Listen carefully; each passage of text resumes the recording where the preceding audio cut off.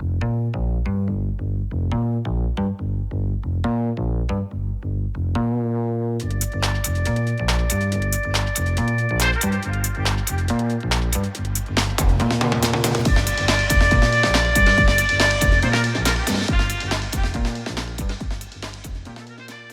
everyone, welcome back. Maria Sevilla with Sevilla Bodyworks, and I am doing this video today on posture, part of my beach body challenge videos. And I've been doing core, we've been doing upper body, we've been doing legs, and that's all been fun. But I've also liked to talk a lot about posture and what that means and how to stay aligned and feel good in our bodies. So today I'm going to talk about seated posture. So when we're standing is one thing, but a lot of times we spend our time seated. So whether or not we're reading or we're at a computer, in a car, lots of different seated positions. And something that you might like to know is that actually sitting, I'm sure you've heard this, sitting is the new smoking, but basically sitting puts the most amount of pressure into our spine, and much more so than standing or lying down. So I think the hardest thing is that we do spend a lot of our time seated, and then when we're not feeling well, if we have an injury or we have an issue with our body, we tend to sit more. And so that creates even more slumping, even more deconditioning, a loss of core connection, all of that. So we're going to work on seated postures today, talk about what's proper seated posture and how to stay strong in those sitting positions. Okay, so first of all, I'm just sitting on my little table here, and I prefer doing this kind of work at a table or a bench or something where you don't have a high back. But even if you have like a wooden chair, just come to the front of it. And the reason why is because I want you to feel your little booty bones. So the booty bones are the permanent protrusions on the base of your pelvis. And once we're there, and they're about they're called sits bones, and sits bone distance apart is just a fist distance. So that's it. It's not very wide.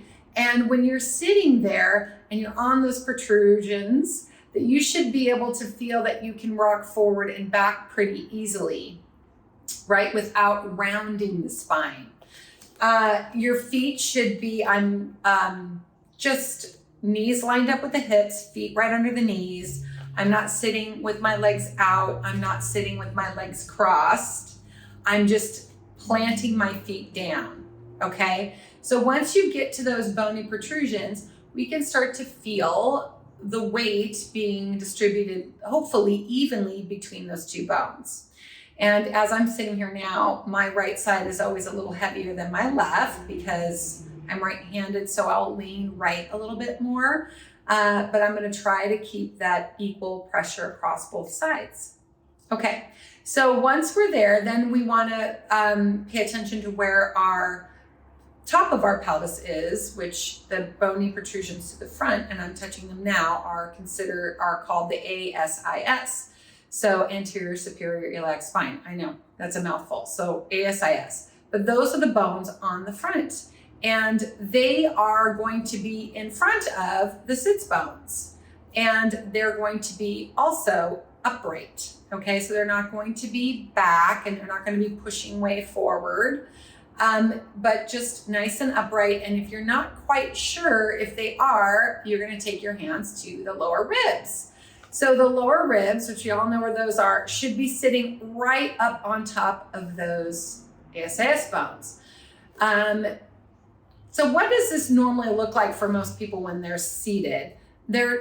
Lots of times what we do is this. So our rib bones go down and back, and our ASIS bones go down is back too. And then I produce a curve in my low back, and a curve that really, is not supposed to be there because we have a nice lordotic curve in our low back, which is a shape that is concave. And so I want to maintain that shape of my back. So if these bones are over these bones and you still have that nice little curve in your low back, then you're pretty much good. You're seated upright. Lastly, we have the shoulders and the head, okay? So the shoulders are aligned right up on top of those ribs. So I don't have my shoulders rounding forward like this, and I'm not pulling myself way back. I see this a lot of times. People sit up straight, they push their chest forward and their arms back. Remember, ribs are right over the hips. They're like little columns stacking up. And the shoulders, collarbones are wide, and the shoulders are right above that rib cage. Pretty easy, right? Okay, so then the last thing, actually not last thing, let's go back to the shoulder real quick. So we have right and left sides. So I like to refer the sits bones here as the big bottom heavy scales, and these are the top light scales.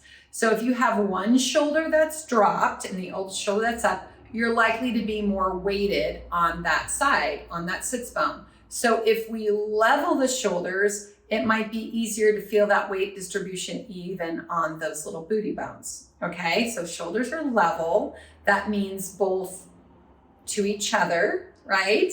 And then up and on top of those ribs. Okay, so last thing is the head. So this is kind of the hard thing, because when we start to look forward at something, especially when our eyes start to go bad when we're older and we're trying to read, and then we're kind of looking forward like this and scrunching our eyebrows. So the head is supposed to sit right up in the middle of those shoulders, and the ear, just like my standing posture video, the ear lines up with the outside of the shoulder, right?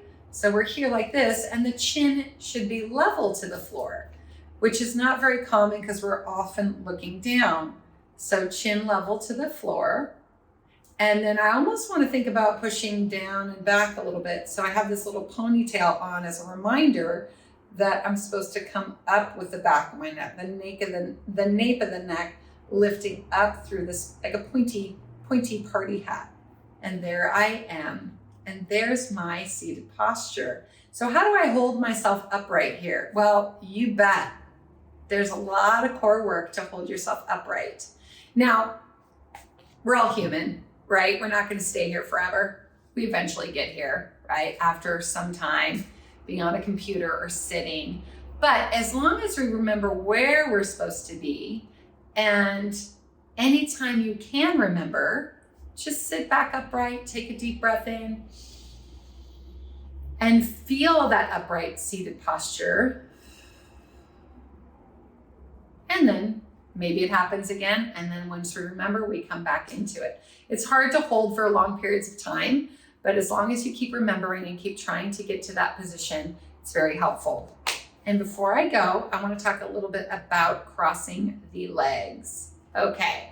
So it's very common for us to cross our legs right over left, or maybe you're doing something like a figure 4. And I kind of feel like doing that every once in a while just to get some movement in the hips, because if you sit for a long time, you start to get stiff. We've all felt it. So sometimes doing these things every once in a while, just kind of opening up those hips. I don't think that this is necessarily bad. It's when we stay in those postures for a long time. So when we cross our leg over and then we hold it there forever, and that's how we sit. It's different if you're just kind of going back and forth a little bit just to get a little bit of movement. I do recommend, sometimes doing this if you're sitting for a long time, just to get the hips to get some fluid in them. That way, when you stand upright, you don't feel as stiff. But I wouldn't do something like this and then stay there for a long period of time, because that's going to produce a lot of posture differentiations, which we don't really want. But I don't think it's bad to just, in a seated posture, just every once in a while, kind of move your hips around and then gently come back to this position. So I hope that was helpful, and I hope that you've been enjoying this Beachbody Challenge, and then we'll get back to our workouts. Thanks. Bye.